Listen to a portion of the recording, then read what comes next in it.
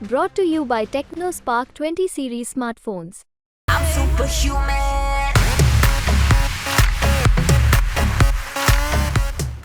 अभी मोदी जी के पास जो किए वो 10 साल में वो कुछ बताने के लिए नहीं है, तो मंगलसूत्र, अल्पसंख्यक, हिंदू मुस्लिम करके वो वोट मांग रहे हैं। मिली है रोजगार, सिर्फ सरकारी नौकरियां नहीं होती हैं, बहुत सारे रोजगार हैं। अगर हम पढ़े लिखे हैं, रोजगार करना चाहते, रोजगार की कमी नहीं है। सांसद के द्वारा कोई भी योजना अररिया जिला को नहीं मिला। सांसद रोड नाला बनाने के लिए नहीं होता है, केंद्र की योजना के लिए होता है। बिहार तक की चुनावी यात्रा अररिया पहुंच चुकी है। अभी इस वक्त हम फारबिसगंज जंक्शन के बाहर मौजूद हैं और फारबिसगंज जो है वो अररिया लोकसभा क्षेत्र के अंतर्गत आता है। और देखिए कि हमारे साथ कई लोग हैं, ये सभी लोग यहाँ के लोकल हैं। अपने सहयोगी से चाहेंगे कि वो दिखाएं कि किस तरीके से लोग जो है वो यहाँ के जो लोकल लोग हैं वो हमारे साथ मौजूद हैं। और चूंकि सुबह का वक्त है, चुनावी मुद्दे पे बातचीत होगी। यहाँ पे चुनाव है, तीसरे फेज में अररिया में चुनाव होना है, जहाँ पर चुनावी मैदान में बीजेपी से प्रदीप कुमार और शहनवाज आलम आरजेडी से यहाँ पर उम्मीदवार हैं। लोगों से बातचीत करेंगे। यहाँ से किसकी ट्रेन संसद तक पहुंचेगी, प्रदीप कुमार या शहनवाज आलम? यहाँ से इंडिया गठबंधन की ट्रेन दिल्ली तक जाएगी और राहुल गांधी जी देश के अगले प्रधानमंत्री बनने जा रहे हैं।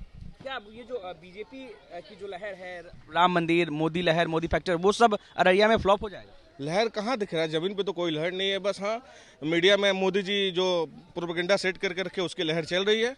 अभी मोदी जी के पास जो किए वो 10 साल में वो कुछ बताने के लिए नहीं है, तो मंगलसूत्र, अल्पसंख्यक, हिंदू मुस्लिम करके वो वोट मांग रहे हैं। पिछली बार तो यहाँ से एनडीए की जीत हुई थी।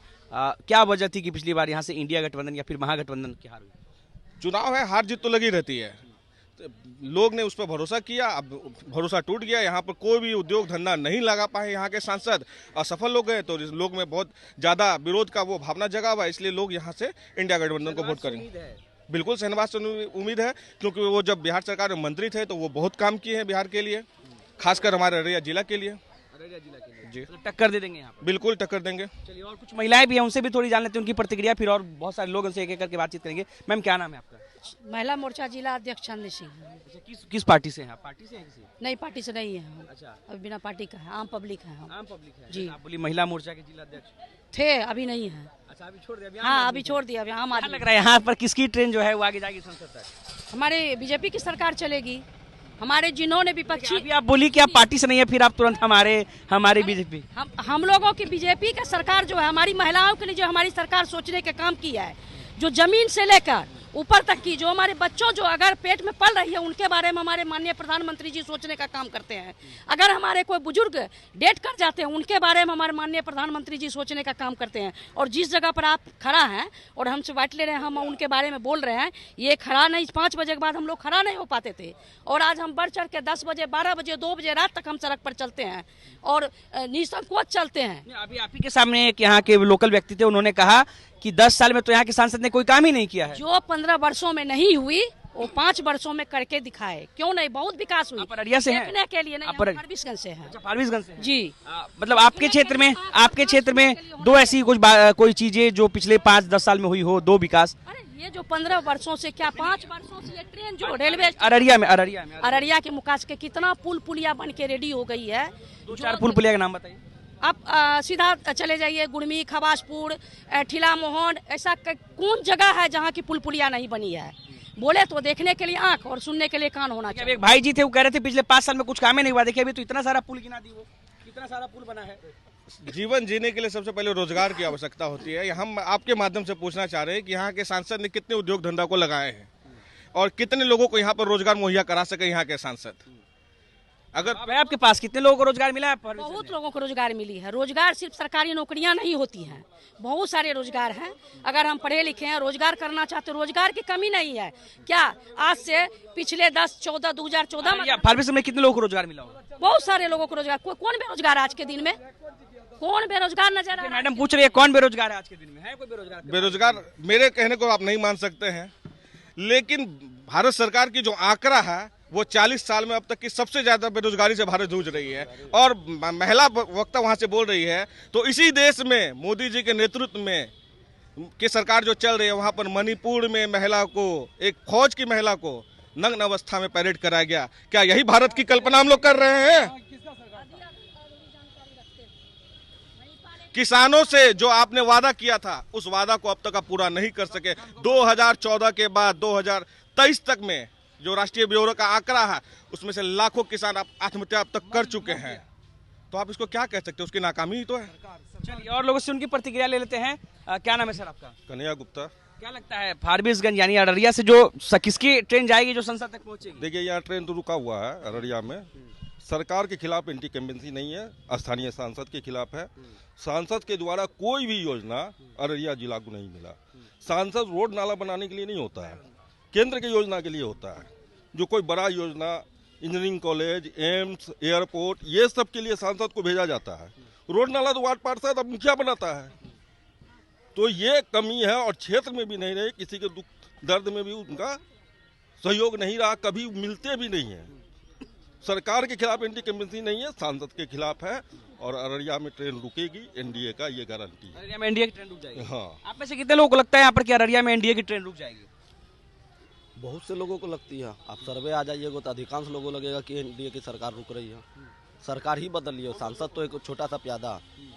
जी चलिए और लोगों से बातचीत करते हैं। इधर भी बहुत सारे लोग हैं। क्या नाम है आपका? मोहम्मद सूरज, ई मोहम्मद अफरोज। क्या लग रहा है यहाँ पर किसकी ट्रेन जो है संसद तक पहुंचेगी, बीजेपी या राजद? ये तो हमने कहा नहीं। हाँ से कौन सांसद उम्मीदवार जीत रहे हैं चुनाव? इस बार जो जीतेगा उसी का नाम होगा। भाई तो कौन जीतेगा? जो जीतेगा हम उतना नहीं ना अनपढ़। चलिए क्या नाम है आपका? किशोर राय।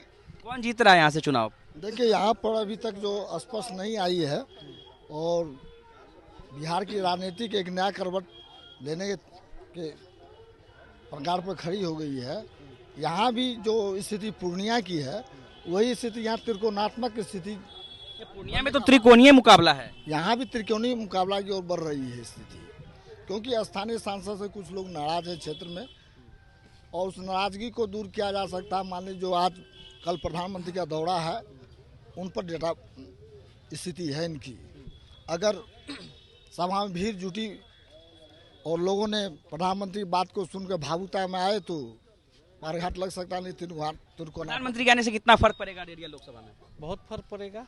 ये बिहार है, नीतीश कुमार का राज्य है, यहाँ सिर्फ विकास है। विकास देख लीजिए आप, गली कुचे से लेकर किसी भी गांव में चले जाइए, विकास आपको नजर आएगा। पिछली बार 39 सीट से थे, इस बार 40 सीट लाएंगे हम लोग यहाँ। क्या लगता है बिहार में 40 सीटें आ जाएंगी इस बार? बिल्कुल आएगी। बिहार में 40 सीट क्यों नहीं आएगी? डबल इंजन की सरकार है, केंद्र ने भी 10 साल काम किया है, बिहार ने भी 18 साल काम किया है, और बिहार में विकास ही विकास है। और यहाँ भाजपा का उम्मीदवार जीतेगी, और हमको लगता है 3 लाख से प्लस जीतेगी। कुछ लोग कह रहे हैं कि इस बार एनडीए का ट्रेन जो है वो अररिया में रुक जाएगा, आपको लगता है ऐसा? नहीं, ऐसा तो नहीं है, कहीं नहीं रुकेगी। यहाँ जो कल आ रहे हैं प्रधानमंत्री जी, तो उनके लिए सब बहुत खुश हैं, और जहाँ तक वोट बढ़ेगा ही, घटेगा नहीं। वोट बढ़ने की बात कही जा रही है। क्या नाम है आपका? मेरा नाम युवराज यादव हुआ। क्या लगता है यहाँ पर किसकी ट्रेन रुकेगी, किसकी ट्रेन दिल्ली पहुँचेगी? यहाँ पे शहनवाज आलम की ट्रेन जो है दिल्ली से यहाँ से खुल चुकी है, यहाँ की जनता के आशीर्वाद से। क्योंकि अभी के जो वर्तमान हालात है इस देश की, खास करके बिहार की बात कीजिए तो यहाँ 40 की 40 सीट इंडिया गठबंधन और खास करके राजद के नेतृत्व में और तेजस्वी यादव के नेतृत्व में जो है यहाँ से बनने वाली है। क्योंकि वर्तमान जो हालात है बिहार की, अब यहाँ पे जुमलाबाजी नहीं चलेगा। अब यहाँ के शिक्षित बेरोजगार युवा जो वोट करने जा रहे हैं इस बार, वो 10 साल से पूरे इस जुमलेबाजी में उन्मादी सरकार के चक्कर में आके बेरोजगार पड़े हुए हैं। पर वहीं अगर बिहार की बात की जाए जो 17 सालों में नहीं हुआ, वो 17 महीने में राजद और महागठबंधन के आपने तेजस्वी यादव और महागठबंधन की सरकार ने तेजस्वी यादव के नेतृत्व में करने का काम किया। और जहां रोजगार की बात होगी तो वहाँ तेजस्वी यादव के नेतृत्व में जो यहाँ के 40 रोजगार की बात होगी। सबसे अहम बात है कि वर्तमान हालात में जो यहाँ पे बिहार के युवा और खासकर अररिया जिला जो कि काफ़ी पिछड़ा जिला है, यहाँ के जो युवा हैं वो जो इस बार वोट करने वाले हैं, वो शिक्षा, स्वास्थ्य, रोजगार और रोजगार की बात होगी तो युवा तो तेजस्वी यादव को आप नजरअंदाज नहीं कर सकते, क्योंकि उनका काम किया हुआ है धरातल पे, ये विश्वास उन्होंने जताया है जनता के बीच में। क्या लगता है आपको, इनकी बात से कितना सहमत है? कहीं सहमत नहीं है।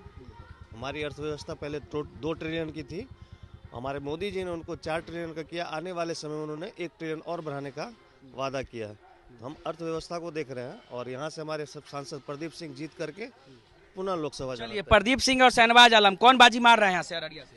प्रदीप सिंह। प्रदीप सिंह, क्यों? वजह बताइए, 2 वजह बताइए उनके जीतने की। जीतने का वजह है कि विकास, हर गली हर मोहल्ला हर घर में विकास ही विकास हुआ, चौमुखी विकास हुआ। जब से माननीय प्रधानमंत्री जी आए हैं उसमें विकास में कोई कमी नहीं है और विश्व लेवल पर विकास का माध्यम जा रहा है, विश्व लेवल पर प्रचार हो रहा है। कोई दिक्कत इसमें कोई संदेह नहीं है और विश्व में नंबर 1 का नेता माननीय प्रधानमंत्री नरेंद्र मोदी जी बनने वाले हैं। क्या लगता है सर को किसकी ट्रेन रुकेगी, किसकी ट्रेन दिल्ली पहुंचेगी? देखिए यहाँ से प्रदीप सिंह जीत करके भारी बहुमत से जाएंगे।